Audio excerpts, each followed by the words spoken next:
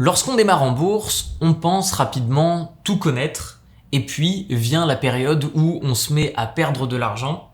Ensuite vient une période de longue remise en question, d'apprentissage profond et enfin, on se met réellement à devenir un bon investisseur en bourse en investissant en passant peu de temps avec des gains qui sont importants.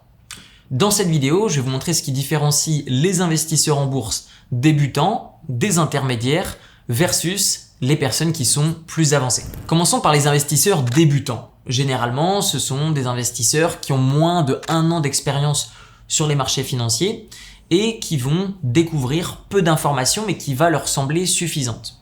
Ils vont ensuite investir sur les marchés financiers. Généralement, ils vont faire du stock picking. Donc, du stock picking, c'est le fait de sélectionner une action, ce qui n'est pas en soi une mauvaise chose, mais ils vont la sélectionner non pas de par une analyse qui est fondamentale des bilans financiers. Ça veut dire qu'ils vont pas regarder combien l'entreprise gagne ou perd d'argent ou est endettée ou augmente son dividende ou peu importe. Ils vont sélectionner des actions parce que ils ont vu sur un forum ou sur une chaîne YouTube ou sur un compte TikTok ou sur Instagram que c'était l'action du moment qu'il fallait acheter parce que elle augmente. Généralement, les investisseurs débutants vont aussi utiliser 2 outils qui sont, non pas à proscrire, mais qui vont être à utiliser vraiment pour les investisseurs qui sont avancés et même plus qu'avancés. Ça va être le trading et ça va être les effets de levier. Donc le trading, qu'est-ce que c'est? C'est le simple fait d'acheter une action, un titre, peu importe, qui est coté en bourse et de le revendre plus cher que ce que l'on a acheté. Et généralement, dans une période de temps qui est extrêmement courte, puisque les débutants veulent gagner de l'argent rapidement en bourse. Et en soi, même les personnes avancées veulent gagner de l'argent rapidement en bourse. Le truc, c'est qu'il faut être réaliste. En bourse, ça prend du temps. Si vous souhaitez avoir des retours sur investissement extrêmement rapides, faites plutôt du business. Mais en bourse, il faut savoir être patient. Donc les investisseurs débutants vont essayer à chercher, vont chercher à gagner de l'argent rapidement. Et donc, ce qu'ils vont faire, vu qu'ils n'ont pas trop de capital, ils vont mettre par exemple 1000 € sur un courtier, Interactive Broker, DeGiro, Boursorama, peu importe, et ils vont ensuite utiliser un effet de levier. Ça veut dire qu'ils vont pas regarder combien gagne l'argent, combien gagne l'entreprise, etc. Ils vont juste sélectionner une action à la mode et ils vont demander à la plateforme d'augmenter leur position. Par exemple, un effet de levier x10, je mets 1000 € sur la plateforme, j'achète l'action que j'ai vue sur Instagram, j'ai seulement 1000 €, je mets mon effet de levier x10, donc je n'ai plus 1000 € mais j'ai 10 000 € sur la plateforme qui peuvent être utilisés. Cependant, si le marché gagne 10%, eh bien vous avez bien compris que x10, j'ai fait mon investissement x2, vu que 10% x10 ça fait 100%, donc j'ai fait x2.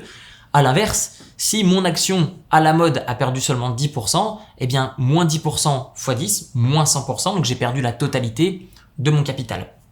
Donc généralement, les personnes qui ont moins d'1 an d'expérience sur les marchés financiers vont avoir tendance à avoir une performance entre moins 100%, donc c'est-à-dire la perte totale de leur capital, jusqu'à au mieux de ce que je peux vous dire dans une moyenne plus 30% s'ils arrivent à se contenir. Maintenant, j'aimerais vous parler des investisseurs qui sont intermédiaires. Donc je sais que ça va être une période qui va vous paraître très longue, mais les investisseurs intermédiaires ont généralement entre 2 ans à 10 ans d'expérience sur les marchés financiers. Alors est-ce qu'on est toujours intermédiaire quand on a investi pendant 10 ans sur les marchés financiers? Honnêtement, ça va dépendre de votre capacité à apprendre, vous remettre en question et essayer des choses. Et surtout à vous connaître en tant qu'investisseur, parce que chaque profil d'investisseur est différent et il y a beaucoup de stratégies qui fonctionnent. Il faut savoir simplement trouver celle qui vous correspond. Mais généralement, ce que je peux remarquer, c'est que les personnes qui ont moins de 10 ans d'investissement sur les marchés financiers vont toujours commettre 2 erreurs qui sont importantes. La première, c'est l'utilisation d'options.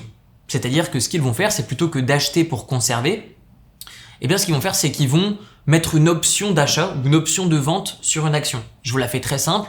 Ils vont tout simplement dire, voilà, moi je pense que l'action à l'avenir va être moins chère ou va être plus chère, et ils vont définir une option d'achat et ils vont gagner une légère marge, ce qu'on appelle une prime ou un premium, qui va leur permettre d'avoir la sensation de gagner de l'argent immédiatement. Cependant, c'est non pas une prime comme une prime de fin d'année, mais c'est une prime de risque. Ça veut dire que vous augmentez votre risque. Ce que je peux remarquer aussi chez ce type d'investisseurs, c'est que ils vont avoir une mauvaise diversification. Donc, quand on parle de diversification, il y a généralement cette citation qui vient à l'esprit qui est « on met pas tous ses œufs dans le même panier ». C'est vrai, mais c'est incomplet. Ça veut dire que si vous avez 10 paniers, donc vous avez 10 actions différentes dans votre portefeuille, Eh bien, ça ne veut pas dire que vous êtes plus diversifié que si vous avez 5 actions de votre portefeuille. Pourquoi? Parce que la diversification, c'est pas associé au nombre d'actions que vous avez. C'est associé à la décorrélation de ces différentes actions. Par exemple, si vous avez 10 actions dans le domaine de la technologie, vous êtes 100% concentré dans le domaine technologique. Par contre, si vous avez que 5 actions, mais qui sont dans 5 secteurs différents, eh bien vous avez compris que vous avez une allocation qui est plus importante sur chaque titre, cependant, vous avez une meilleure diversification. Ce que je peux remarquer en termes de performance chez les personnes qui ont entre 2 à 10 ans d'expérience sur les marchés financiers, avec de l'argent réel qui est utilisé, eh bien, la performance va varier entre moins 50 jusqu'à plus 30%.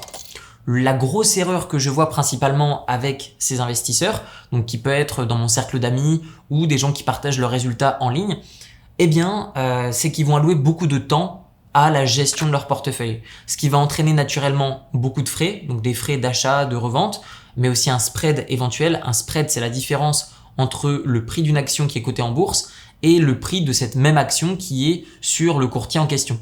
Par exemple, une action qui coûte 100 $ sur les marchés financiers va être par exemple à 101 $, par exemple sur la plateforme sur laquelle vous allez pouvoir l'acheter. Et donc, le fait de faire plein d'opérations, généralement, va augmenter les frais, le spread et parfois même vos impôts. Et donc, tout ça cumulé fait que il y a une mauvaise balance entre le temps et l'énergie qui est consacré comparément au risque, au ratio risque-récompense qui est à la clé de ce type d'investissement. Donc généralement, des performances entre moins 50 jusqu'à plus 30% par an. Et enfin, j'aimerais vous parler des profils maintenant d'investisseurs qui sont avancés. Donc généralement, ça va être des personnes qui ont au minimum 10 années d'expérience sur les marchés financiers. Pourquoi 10 ans? Parce qu'en 10 ans, vous avez eu le temps de 1. Vous remettre en question, vous avez eu le temps de vous apprendre en tant qu'investisseur, donc vous savez ce qui vous correspond. Généralement, vous avez un portefeuille d'investissement qui est plus important parce que vous avez connu des cycles financiers, des hausses et des baisses, et donc vous savez émotionnellement ce que ça fait. J'aime bien dire qu'en bourse, il faut en avoir là-dedans pour comprendre la bourse et investir intelligemment, mais il faut aussi en avoir là-dedans pour savoir maintenir son portefeuille lorsqu'il y a des baisses qui sont temporaires. Beaucoup d'analyses et d'études ont montré que sur une période de 20 ans, vous avez quasiment 0% de chance de perdre en bourse. Et donc, généralement, les investisseurs avancés mettent du capital sur lequel ils n'ont pas de besoin en termes de retrait dans les 10, 15, 20 prochaines années. Ce type d'investisseur a un énorme edge, un énorme avantage. C'est que comparément aux deux autres profils d'investisseurs, eh bien, eux vont passer beaucoup moins de temps et ils vont avoir des gains qui sont plus assurés, entre guillemets, même si rien n'est assuré ou garanti en bourse. Généralement, ce que je peux observer chez les investisseurs qui ont plus de 10 années d'investissement en bourse en termes d'expérience, ils vont avoir une performance entre 10 à 15% par an. Alors, je sais que pour certains, 10% ou même 15%, ça peut paraître énorme. J'ai déjà fait plein de vidéos qui vous montrent qu'en investissant sur des ETF, notamment 2 en question, dont je vous mets dans la description le lien du portefeuille à dividendes où vous pouvez copier mes résultats en bourse avec mes actions en bourse, eh bien, vous verrez que statistiquement, depuis des années et des années et des années, avec 2 ETF, vous auriez une performance d'environ 14% par an. Donc, c'est pas déconnant que des investisseurs qui ont une gestion extrêmement passive ont un meilleur ratio risque-récompense et en plus de ça, sur une période de temps qui est extrêmement longue avec l'avantage qui est qu'ils ont une gestion qui est extrêmement passive. En plus de ça, ce type d'investisseur a compris comment utiliser des ETF. Donc, les ETF, c'est un Exchange Traded Fund. C'est ni plus ni moins qu'un titre qui est coté en bourse, qui contient plein d'actions. Et donc, il n'y a pas besoin de faire cette sélection d'actions de manière quotidienne ou mensuelle. Personnellement, mon allocation de portefeuille est de 50% dans des actions que je vais sélectionner et 50% dans des ETF.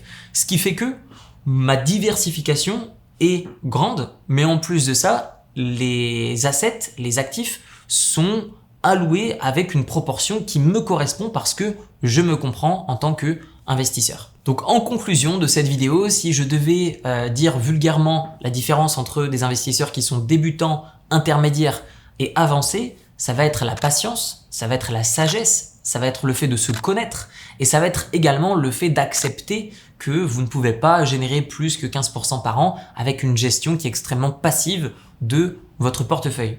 Il y aura toujours des personnes qui vont me dire le contraire, mais encore une fois, essayez de maintenir les résultats que vous avez peut-être eu durant une année ou que quelqu'un a eu pendant une année sur une longue période de temps sans y consacrer plus de 1 heure par mois. Je pense que ça devient de l'ordre du rêve, de l'imaginaire et personnellement, j'ai accepté que de gagner seulement 10 à 15% par an. Il s'avère que parfois certaines années, je vais faire peut-être moins 10%, mais sur une longue période de temps, ma performance lissée va osciller entre 10 à 15% par an. Comment est-ce que c'est possible? Je vous en dis plus dans le lien qui est dans la description où vous allez pouvoir avoir plus d'informations sur ma méthode d'investissement dans des actions à dividendes. Le lien est dans la description et je vous dis à très bientôt dans une prochaine vidéo. Ciao, ciao!